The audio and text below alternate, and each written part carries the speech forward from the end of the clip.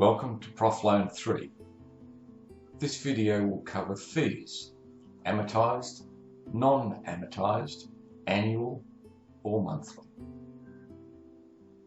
Before viewing this video, users should familiarise themselves with Profloan 3 basics. Amortised fees are added to the nominal payment and are included in charges. Non-amortised fees are kept separate and are not included in the solution per se. In the first example, non-amortised fees will be added.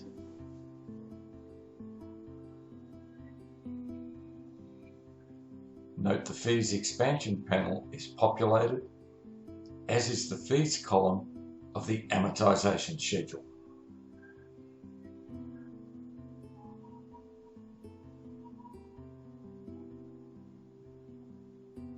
In the second example, amortised fees are added.